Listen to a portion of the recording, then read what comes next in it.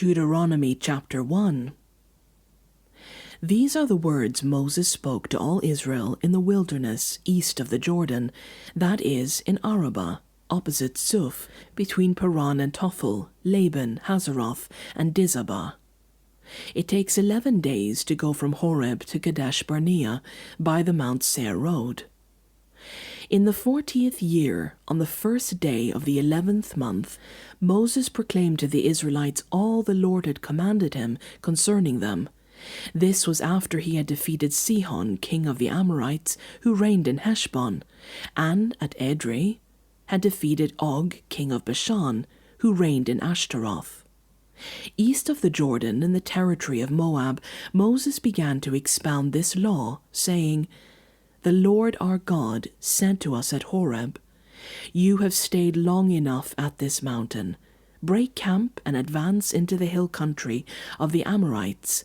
Go to all the neighboring peoples in the Arabah, in the mountains, in the western foothills, in the Negev, and along the coast, to the land of the Canaanites and to Lebanon, as far as the great river, the Euphrates. See, I have given you this land. Go in and take possession of the land the Lord swore he would give to your fathers, to Abraham, Isaac, and Jacob, and to their descendants after them.' At that time I said to you, 'You are too heavy a burden for me to carry alone.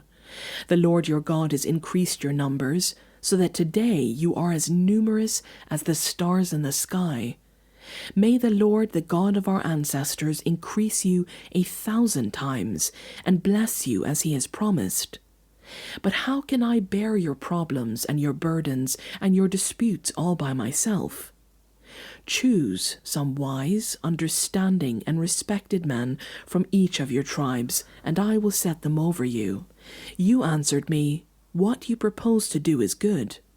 So I took the leading men of your tribes, wise and respected men, and anointed them to have authority over you, as commanders of thousands, of hundreds, of 50s, and of 10s, and as tribal officials. And I charged your judges at that time, 'Hear the disputes between your people and judge fairly, whether the case is between two Israelites, or between an Israelite and a foreigner residing among you. Do not show partiality in judging. Hear both small and great alike. Do not be afraid of anyone, for judgment belongs to God. Bring me any case too hard for you, and I will hear it.' And at that time I told you everything you were to do. Then, as the Lord our God commanded us, we set out from Horeb and went toward the hill country of the Amorites, through all that vast and dreadful wilderness that you have seen, and we reached Kadesh Barnea. Then I said to you, 'You have reached the hill country of the Amorites, which the Lord our God is giving us. See, the Lord your God has given you the land. Go up and take possession of it as the Lord, the God of your ancestors, told you. Do not be afraid, do not be discouraged.' Then all of you came back to me and said, 'Let us send men ahead to spy out the land for us, and bring back a report about the route we are to take and the towns we will come to.' The idea seemed good to me, so I selected 12 of you, 1 man from each tribe. They left and went up into the hill country, and came to the valley of Eshcol and explored it. Taking with them some of the fruit of the land, they brought it down to us and reported, 'It is a good land that the Lord our God is giving us.' But you were unwilling to go. You rebelled against the command of the Lord your God. You grumbled in your tents and said, 'The Lord hates us, so he brought us out of Egypt to deliver us into the hands of the Amorites to destroy us. Where can we go? Our brothers have made our hearts melt in fear.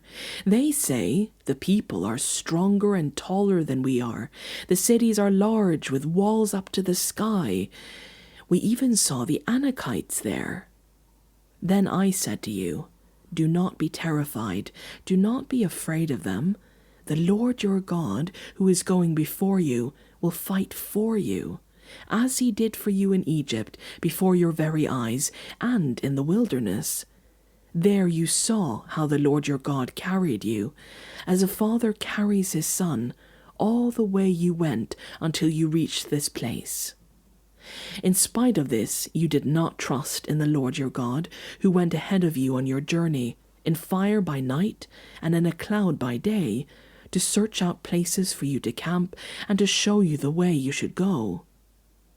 When the Lord heard what you said, he was angry and solemnly swore, "No one from this evil generation shall see the good land I swore to give your ancestors, except Caleb, son of Jephunneh. He will see it, and I will give him and his descendants the land he set his feet on, because he followed the Lord wholeheartedly."